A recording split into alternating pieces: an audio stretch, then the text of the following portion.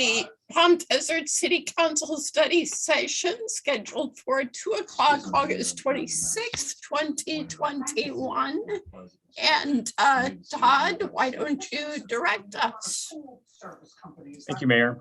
Today we've got a study session that Heather Horning is going to be leading regarding our franchise agreement currently with Burtech and the need to accommodate some new provisions into that agreement. So we wanted to spend a little bit of time talking to you about that today, what those changes look like, what our obligations are under the new statutes, what that means from a financial perspective. And we've got a couple of strategies to share with you. And I think we're going to wind up asking also for a committee of our city council members to work with staff and kind of finalize the communication details and some of the finer points on that agreement. So it's a lot of work. Heather and our consulting team have been at this for several months, trying to make sense of it all and what the cost is going to be. And folks at Burtech have been also very good in terms of being open book in terms of delivering this new service for us as well, so we could make solid recommendations to you. So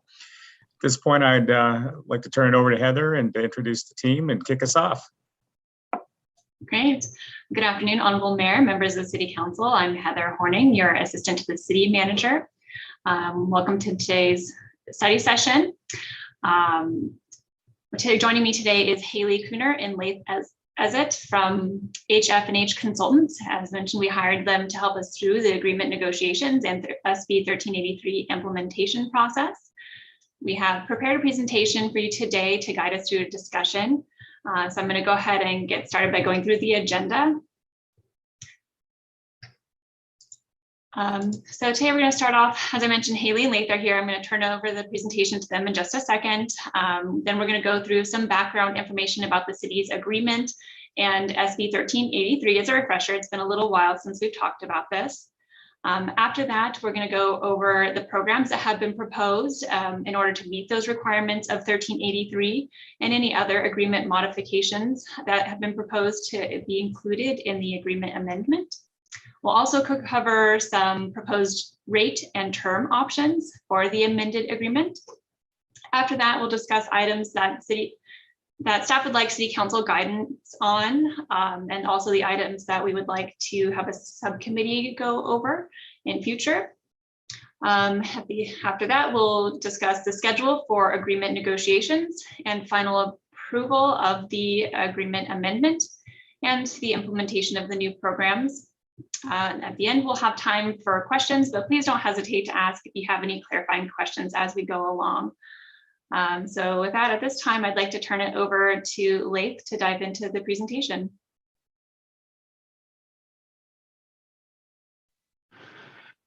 Thank you, Heather. It's been many years since I've been before the members of the Palm Desert City Council, so I wanted to introduce myself. I'm Laith Ezet, and I manage our Southern California waste consulting practice, and I am a trash expert. This is all I do. I've been doing it for 30 years. I don't do airports one day and roads the next. I do nothing but trash 24/7. We've helped more than 300 cities in California with their solid waste programs. And we don't work for the waste companies. We only work for public agencies to ensure we have your interests at heart. I've been negotiating with Frank Orlett from Burtech since his days at Waste Management, before Burtech bought out the Waste Management desert operations in 2006. And I did the analysis of that assignment back in 2006. And I took Palm Desert through the competitive proposal process, I think more than 20 years ago, the last time you went through that sort of a process. So that's just a little background I wanted to share with you. I'm going to turn it over to Haley Cooter, who's our project manager for the Palm Desert work, and she's going to take you through the rest of the presentation. Well, Laith, if you're a trash expert, I guess you can call me a trash Padawan for the Star Wars fans out there. I've still got a lot to learn, but you know, I'm getting there. So again, as Laith mentioned, the agreement was assigned to Burtech from Waste Management in 2006. It's an exclusive agreement for hauling for solid waste generated in the city, but it does allow for self-haul, sale, or donation of materials. The current agreement was amended in May of 2015 and expires on May 31st, 2023. And then I'm sorry. So the city proposed to update the current exclusive agreement and provided basically a draft to Burtech on September 3rd back in 2020. So we've been working through this for a while, and then we began the agreement negotiations in October of 2020. I also wanted to mention that the city hired HF&H through the use of the recycle fund monies, and there's currently a balance of over 2 million in that recycle fund. So now into the fun stuff. All right, so just a friendly reminder, refresher of SB 1383 and its background. It's the short-lived climate pollutant reduction strategy signed by the governor in September of 2016.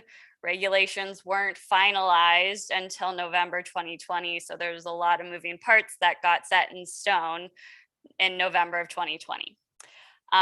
For implementation of SB 1383, programs are expected to be implemented January 1, 2022, and then enforcements are expected to begin January 1, 2024. So programs first and then enforcement later.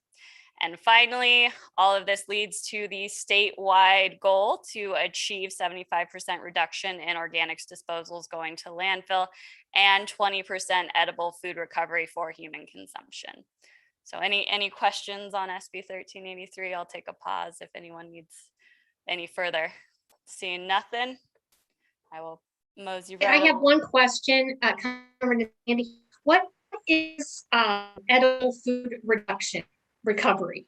So edible food recovery is basically taking any food that may go, still be eligible to be eaten, but can't be sold, and donating it. So, at the end of the day, a Starbucks might have some pastries that they can't sell anymore.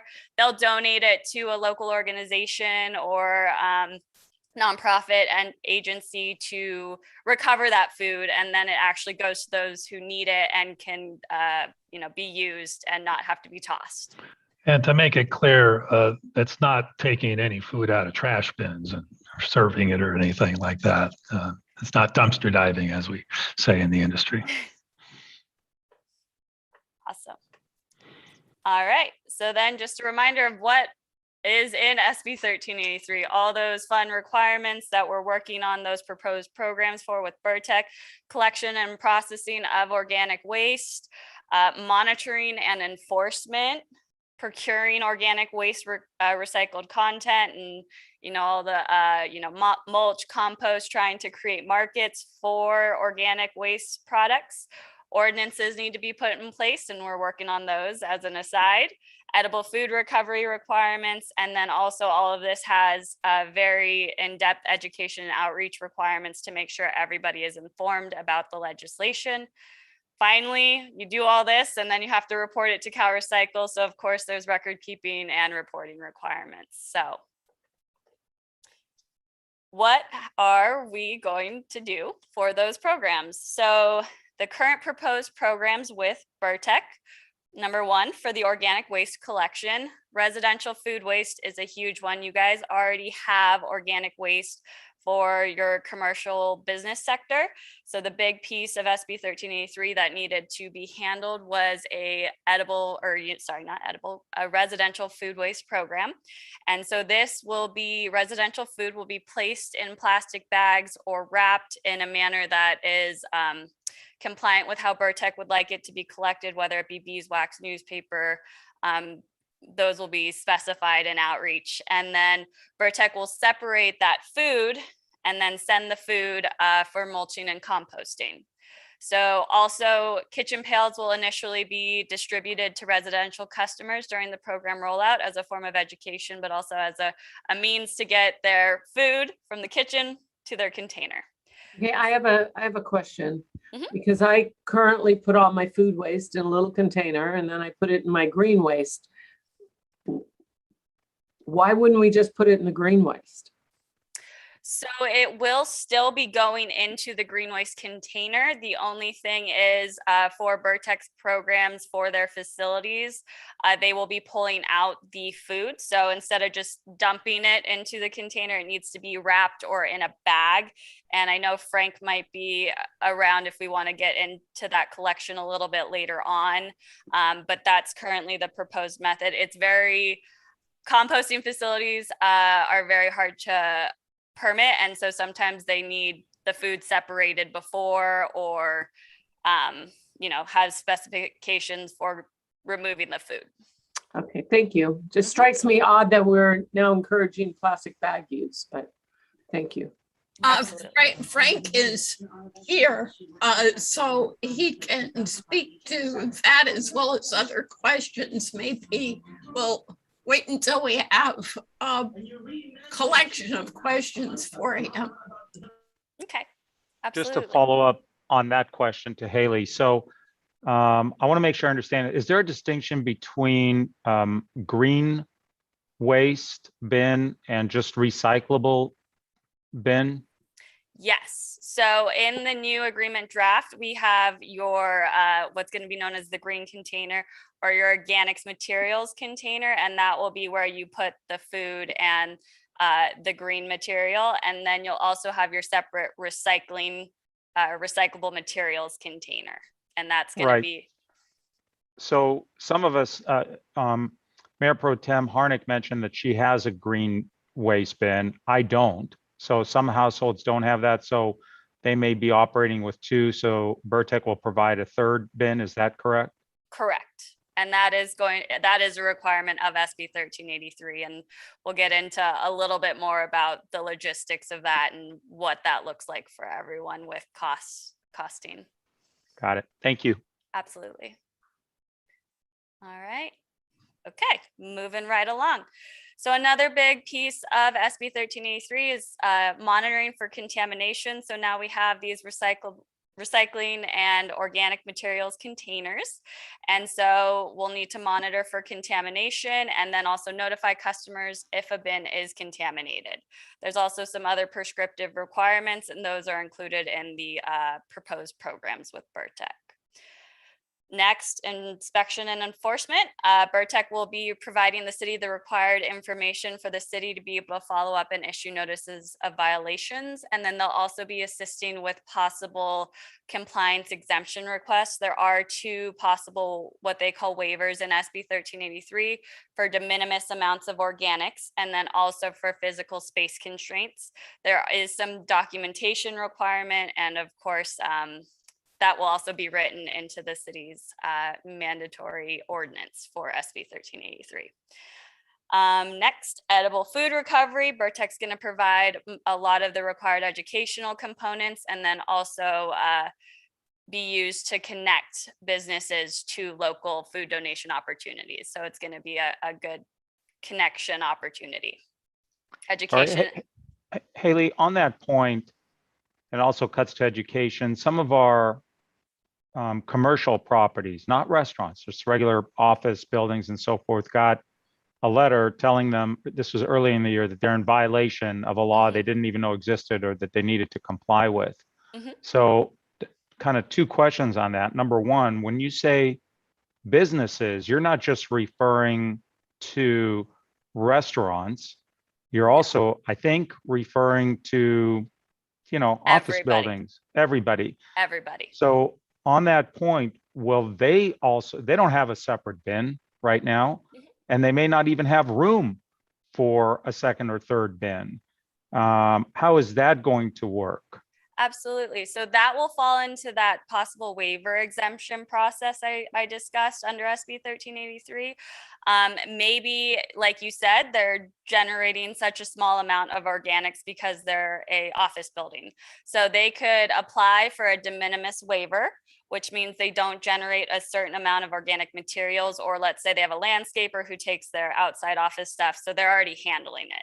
So they would apply for this waiver, and then those waivers are good for 5 years. So they wouldn't have to worry about it if they get approved as a SB 1383 waiver for 5 more years until it expires. Who makes that decision? So those waivers have to be approved by the city. Right now, Heather, Amy, and I are working on a process to actually get that going ahead of time. We have been doing what are known as exemptions under 1826, but we are moving forward with that waiver process. It gets reviewed by Burtech and then goes to the city for review and final approval. And let me add, there's a very specific amount that for de minimis waiver. It's not just up to the city generally. I think it's 10 gallons a week of food, so for organic waste. So a couple of small buckets. Okay, and I won't get into the weeds because I know we have limited time, but there will be questions of if somebody doesn't meet that de minimis exception and there's not room for another bin. I don't know how they deal with that, but And you've probably crossed that bridge. that would fall under the physical space waiver. So you would have a Burtech representative go out, document the enclosure, and basically provide evidence to the city, or the business themselves would provide that documentation and be reviewed and approved or denied. Okay, and final question on that point, and I'll let you move on, but just while you're on this slide, Absolutely. you've talked about education, and I mentioned that we started off maybe a little bit on the wrong foot, kind of with violation letters. Is there a plan to put in place a cooperative education program so that our businesses can learn about the requirement, and I hope they all want to comply? So a process that will enable them to learn about it and to comply. Do we have that in the future, coming up in the future then? Absolutely. So one of the new, I'll call it enhancements to the agreement, is an annual education plan to be submitted annually by Burtech. That will encompass all the outreach that's included in the agreement, but also really be able to be reviewed and tailored for city review and make sure that it's consistent with the messaging that the city wants to provide. And Sabby, if I can add to that, I learned today on an earlier meeting that on September 14th, the Chamber of Commerce will have their breakfast meeting outdoors at Desert Willow, and Burtech will be the speaker so they can bring people up to speed on this. In addition, I'd like to add that one of the items that we've identified that we'd love input from the council and a subcommittee on is our public outreach for this program, because it is a big lift. This is a big change for many residents and businesses. So we'd love feedback about the best way to approach this. Thank you, Heather. All right, so since we touched on education outreach, move right on to the procurement of organic waste products. Burtech is going to be procuring the required amount of organic waste products on behalf of the city. And they're also going to be providing 100 tons annually for city use, as well as giveaway events. One other little addition is they'll be providing small bags of compost between 2 to 5 gallon bags for residents to use at their local farmers markets or just available. And then finally, of course, all those fun reporting requirements are in there. All right, any other questions on the SB 1383 programs? Nope. Okay. So now other proposed program enhancements. So first of all, other collection programs. One new item is new bulky item collection for multifamily complexes at no additional charge. And it'll be based on 4 items per collection based on the number of dwelling units. For example, if you have a 10 dwelling unit property, they'll get 10 collections of 4 items per collection, and that'll be organized through the property manager. Next is new extra refuse set out. So let's say during Christmas, you generate a lot of extra trash. And so you want to, you have some bags that don't fit. Those bags you can call and schedule a pickup up to 4 times a year, up to 3 bags per pickup. There's also going to be a 3rd additional free document shredding event because those are very popular. A new compost giveaway program where residents will be able to show up and, load up their truck or your car with compost and take that away. And finally, a new plastic bag drop-off program at the Burtech Recycling Center. So not just at your local supermarkets, but there will be one available at the Burtech Recycle Center. New city services. So Burtech has proposed portable toilets at 4 city-sponsored events, new containers for city use of 12 special cleanup events to be discussed and utilized by the city. And then finally, Burtech will cover the cost for Prop 218 notices, which is estimated to be about $30,000 per notice. All right. Public outreach, we were talking about public outreach. And so there'll be a medication take back. I'm sorry, can we go back to the last absolutely. slide? I have a question on that. Absolutely. New containers for city use for, of 12 special cleanup events. Okay, are these like the community cleanup events where we all get together and throw stuff away? Yeah, so there'll be cleanup events, or, you know, maybe there's a special area in the city that needs to be cleaned up for one reason or another. Heather, did you want to touch on this? This was a staff request because there seems to be a variety of miscellaneous things that come up. Maybe there's a homelessness encampment that's being cleaned, and there's an area identified that needs a cleanup, and the city needs to get bins. So we've just negotiated that they would just provide those at no cost to make that easier and quicker for us to be able to provide for those cleanup services in these events that come up.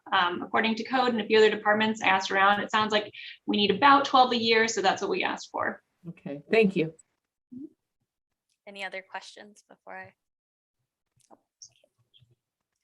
All right, public outreach. We mentioned the annual outreach plan, also a medication take back program outreach requirement. So just requiring them to provide information about local medication take back opportunities, whether it's a Walgreens, a CVS, or just what's currently available in the city.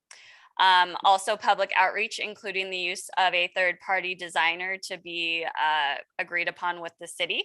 And then finally, signs on trucks for city outreach. And these can be collection programs or other new and fun items outreach that needs to happen in the city. So that was a fun little enhancement. All right. Agreement terms. So there is a city list of approved processing facilities in the agreement. It's also a requirement of 1383 to document the facilities used and guarantee capacity at those facilities and make sure there's enough space for all the tonnage coming from the city. Organic waste for community composting facilities. We're going to write a provision in that allows the city to direct some of the organic waste to be directed to a local composting facility if it becomes available. Compliance audit every 3 years, as well as enhanced performance standards and supplemental liquidated damages. Any question on any of those? Yes, I had a question on the earlier slide. You said there was a sign, or the signs would be going on trucks. Can you specify which trucks those signs would be going on? Yes, those will go on the Burtech collection trucks, probably some of the residential and some of the commercial collection trucks. Probably wouldn't see them on a roll-off truck, but the ones you see more frequently in the city. Perfect, thank you. And just back to the public outreach on that slide as well. It occurs to me that much of the education process is somewhat generic or you know, has a lot in common with all the cities in the Coachella Valley, or certainly to the ones that Burtech has a contract with. So if we looked at an economy of scale so that each city doesn't have to hire its own designer and publicist and so forth, and doing more of a valley-wide or Burtech-wide campaign? Yes, Haley, I'll answer that one if you don't mind. Actually, yes, we've been working with CVAG to try to propose one. The cities meet together in a recycling roundtable to talk about issues, because you're right, the majority of these programs have the same types of requirements. All of our programs vary a little bit, but we're trying to get an MOU where we all pay into a shared marketing campaign that would include things like radio, television, and just a generic marketing campaign. I'm not sure if that's going to get off the ground or not, but it is in talks right now. We have a future meeting coming up in the next few weeks. Okay, good job. Thank you. My question, okay, there's my question. That last bullet, exactly what does that mean? Okay, so basically there's, you know, standard language in agreements, and also all of these new requirements of the take back programs, the education let's say Burtech didn't submit their annual report or for outreach on time, there would be a supplemental liquidated damage, or if they don't do something that is required in the agreement. So if there's a new provision in the agreement, there would be an enhanced liquidated damage. And Lath, if you want to add on to that. Yeah, we call them reminder penalties. And you're not required to assess them, but you can. Perfect. Thank you. Absolutely. So now updates to rates. We're going to be working to simplify the rate adjustment methodology. So how rates are changed annually, and just make it very clear and easy to follow the calculations. There's going to be an annual recycling rebates for customers based on possible future recycling commodity revenues. So I know there was a lot of talk of China sword and what that did to the recycling markets. And so if such time that the markets improve, there will be a rebate built back in when if recycling gets better for the pricing, to return that to the customers. There will also be a one-time adjustment of residential rates based on actual organic collection services. So of course, this is all very much assumed, and the calculations are based on best industry standards and practices, but essentially we like to call this an adjustment or a true up to make it align with what is actually done after the programs have been implemented in the city. So it's essentially a look back and let's see and make adjustments for the organic collection services. All right. So now the proposed residential program cost. So again, a lot of residents don't have green waste containers. So the new proposed cost would be an increase of $8.80 per resident per month. This includes the annual cost requirement of $2.4 million for the residential organics program, a recycling commodity revenue adjustment, as well as what we call the other programs or the soft costs for 1383, such as outreach, monitoring, the contamination. So there are capital investments of approximately $4 million with the trucks and containers for this new residential program, which really drives the cost of the organics programs. Quick question. Absolutely. I'm surprised that Savvy and others survive without a green waste bin. You referred to the fact that lots of people do. So is the increased cost going to be the same for folks that have green waste bins versus those who don't?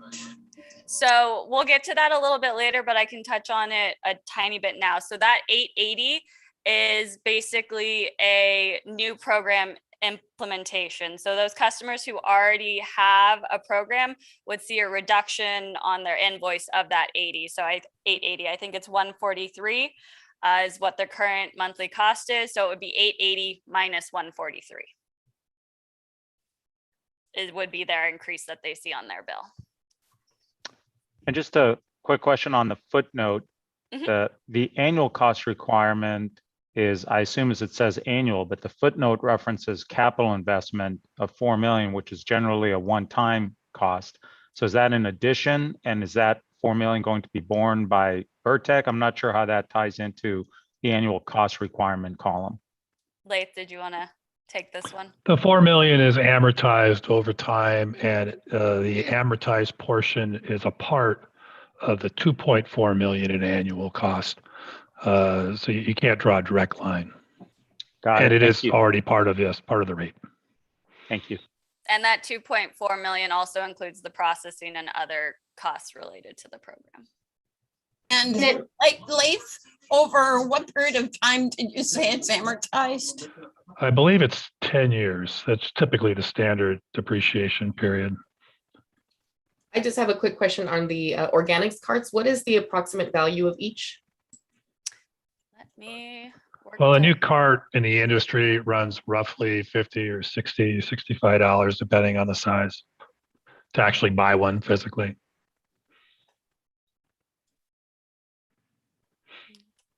And then All right. question, in terms of residential organics program, like we just stated, many people do not have that green bin and they're putting their organic waste down the garbage disposal.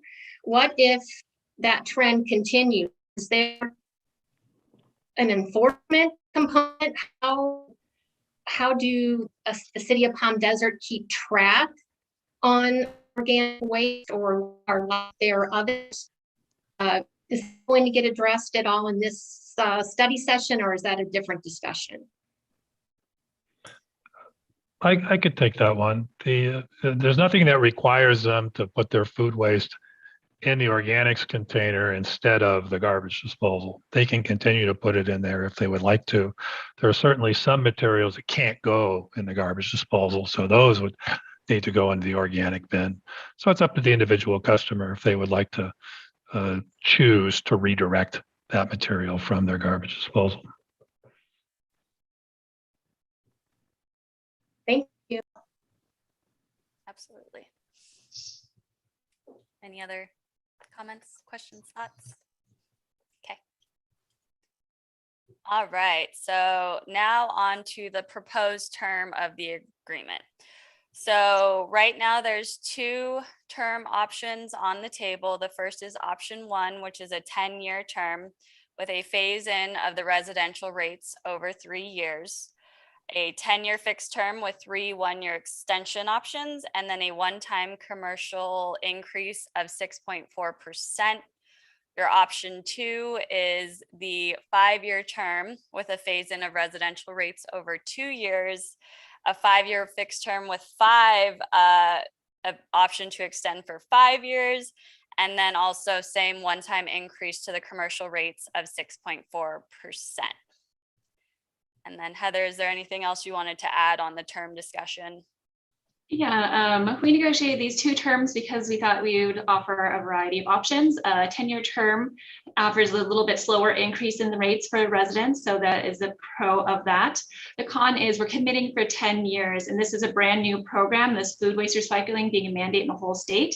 We are seeing a lot of innovation and a lot of new people trying to enter this space, so it could look very different in the future. So we wanted to be able to offer a shorter term if that was something that you wanted to be able to reevaluate this in 4 years and confirm this is the best way to move forward. But it does come with the downside of the immediate or quicker rate increase that residents would see. So before I open it up to questions, I do want to jump to the next slide so you guys can see what that looks like. We've also done some analysis with use of the recycling fund and what could be used to help with these cost increases. So you have your option 1, which is the 10-year term, but then you also have your option 1 with the recycle fund. And you can see your 1, the 7/1/2022 without any use of the recycling fund. On that first row, option 1 with the recycling fund was utilized about $2 million to try to make the increases consistent and over a longer period of time. And then option 2 with the 5-year term, with the 2 increases, and then again on row 4 with option 2 and the recycle fund use, and to try and make it a little bit more consistent. And just to note, currently approximately 6,000 customers have those green waste containers. So that means about 23,000 are gonna require a new container. And just so you know what the current rates are, we've included those on this slide as well, so you could see what those increases would do to the monthly rates. And I'm sorry, how many will require them? Everyone is going to require them. I see 23,000. Yeah. Okay, thank you. So I thought we had 23,000 households in Palm Desert. Maybe I got the numbers wrong. So there's currently approximately 29,000 based on Burtech accounts. So this is based on the numbers Burtech has provided. So are you saying 23,000 out of 29,000 households do not have a green waste bin? Correct. Did you hear that, Mayor? Not the only one. I did, yeah. It's Okay. quite an educational study session. Abby, I don't have I one hope- either. I hope all of you 23,000 have a firm commitment from your gardener as to where your green waste is ending up. Question: if the 4 million capital investment is amortized over 10 years, is there a revised amortization in the proposal for a 5-year term? Leif, did you want to?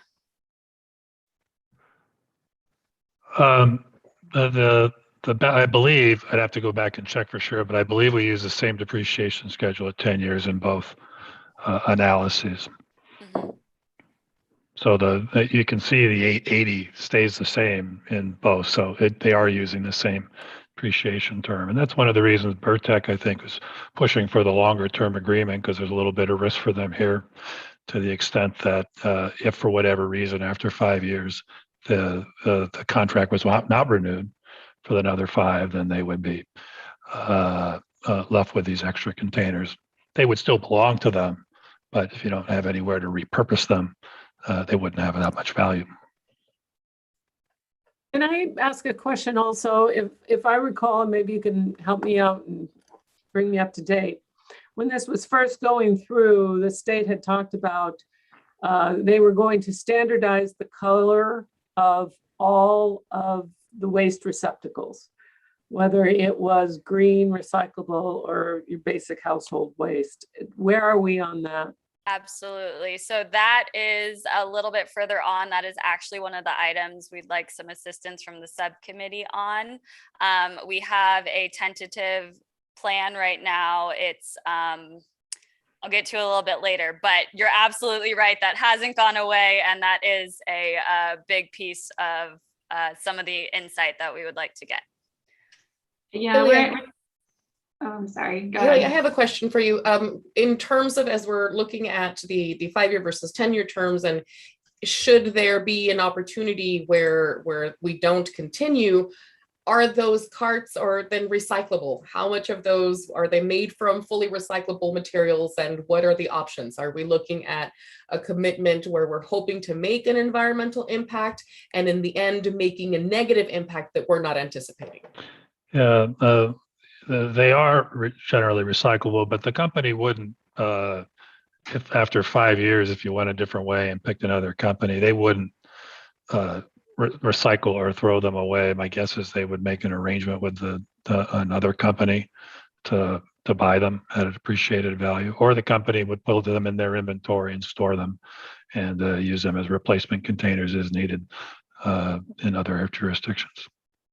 The useful life of the carts, although they come with 10-year guarantees, we sometimes see them last 13, 14, 15, 16 years. So, and you certainly don't want to just dispose of those things if they can be used longer.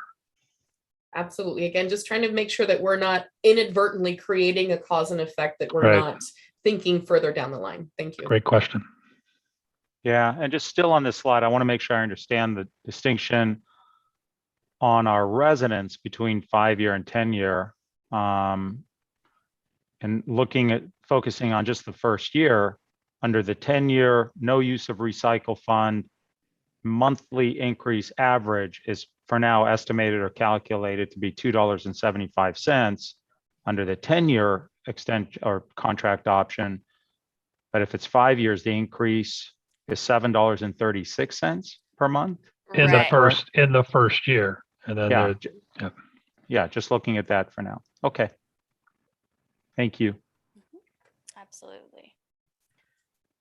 All right. So, Heather, would you like to take away the staff? Sure.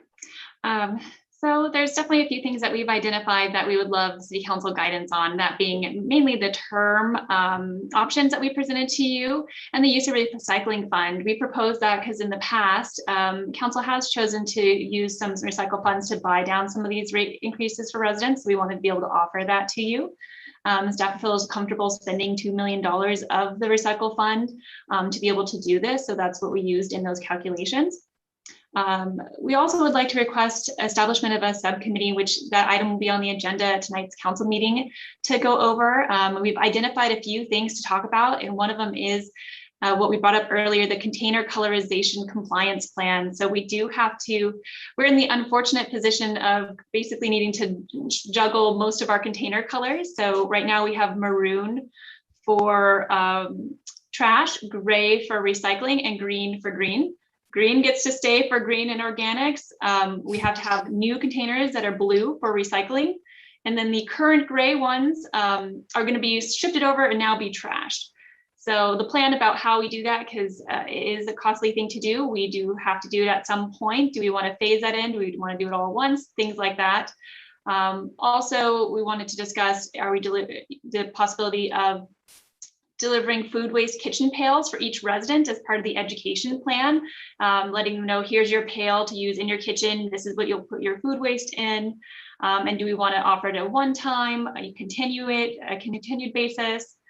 Also, our overall communication plan to residents and businesses. This is, as we mentioned, a very heavy lift. We would love feedback on that from the subcommittee.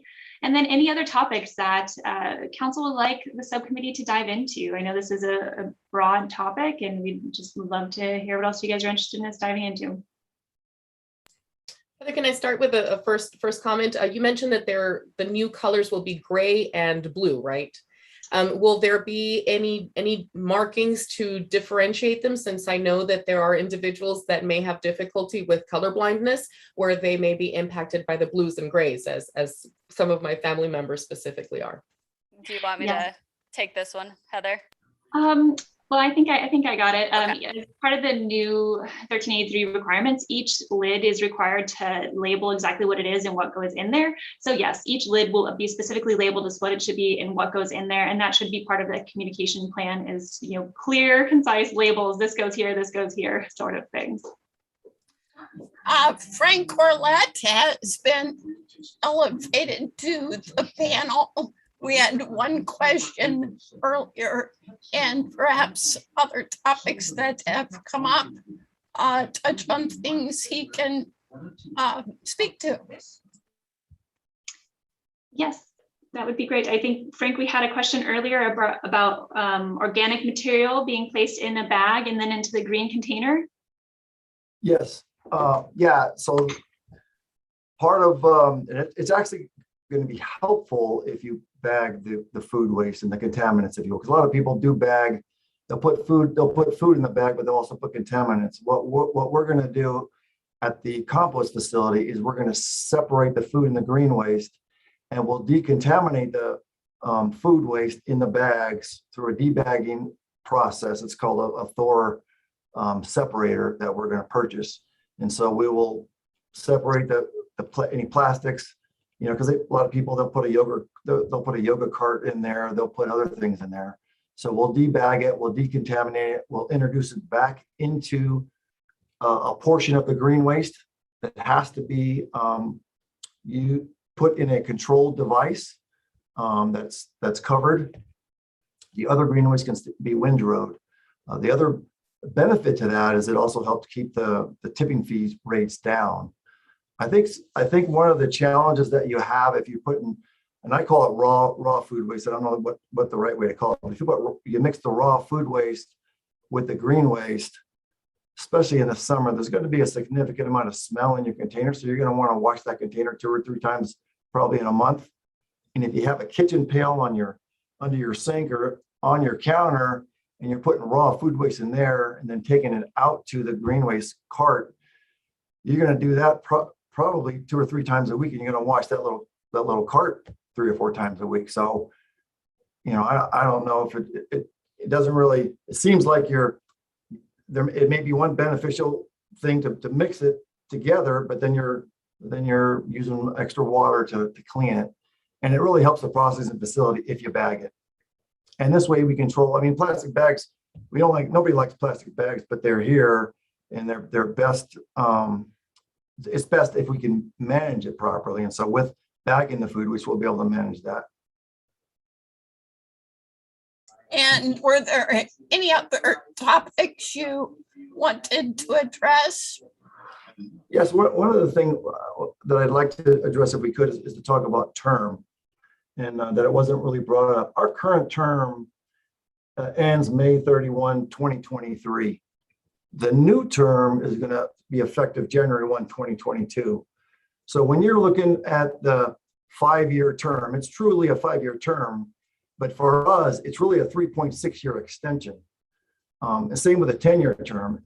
The term is actually 10 years from a time perspective, but from a pure extension perspective, from us, it's really only 8.6 years. So that is definitely a challenge for us. I mean, certainly we would prefer a longer term because we have the capital investments. Not only do we have the capital investments in the trucks and the carts, we're putting another $7 million in the compost facility as well. And it's not just for Palm Desert, it's for all the communities. You got to have infrastructure to process this stuff. And so we would appreciate a longer term. You have, and they may talk about it, but you know, the subcommittee, well, you have great rates. You've got the lowest rates in Southern California. So you have a great rate. And so I don't think there would be anything stopping a longer term. The terms, our rates are regulated with a cap on it, and the council has the final approval on any rate increase. So there's really no exposure to a longer term.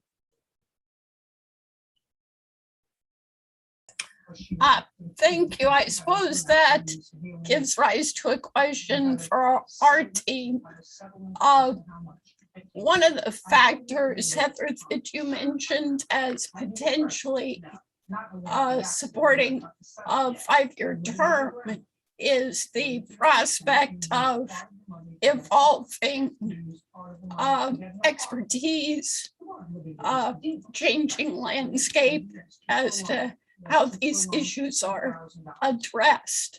Are we pursuing potential language for the contract that would invite revisiting of some terms if there are such evolving best practices?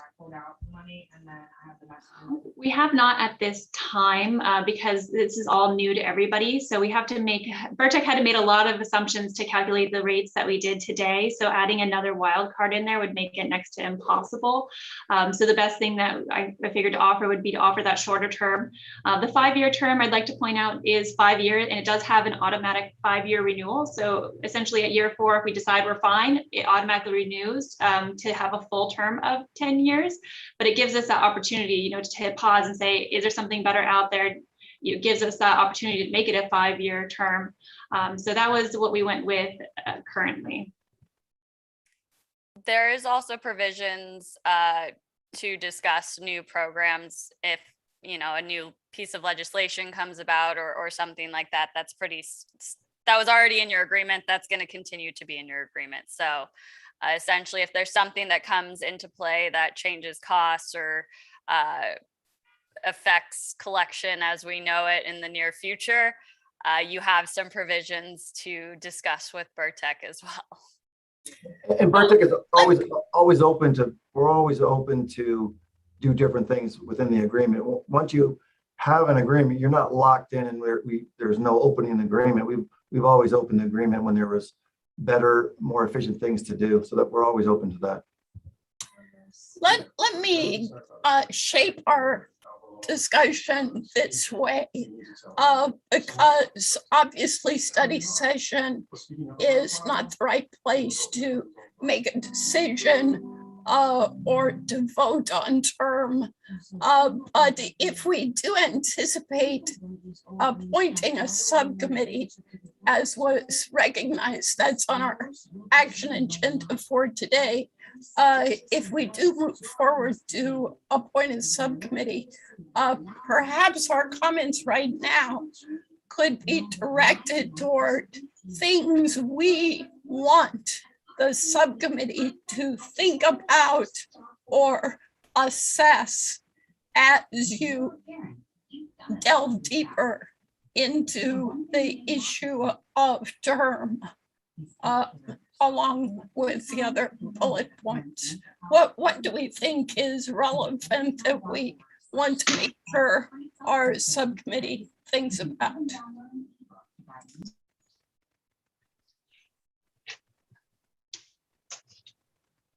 Well, Mayor, if I might say so, I think the most important issues will be the term. And is that something, if I understand you correctly, you want the subcommittee to focus on it, report back? Well, Or I'm do we I'm have just opinions saying, now? I'm just saying this is not the right setting for us to, take a straw vote. Mhm. If we are going to appoint a subcommittee that's going to delve deeper into everything, I'm inviting us to say what we would like the subcommittee to think about that might influence the choice of term. But as usual, say whatever the heck you want to say. Well, that's what my concern would be that the resident, and just looking at it without much detail, the 5-year term increases the rate on our residents more significantly than the 10-year. And we as council members are, report back to our residents. So that's a concern I have. Jan. Thank you. I think that this deck that we've gone through has brought up so many of the issues that need to be addressed and really explored further.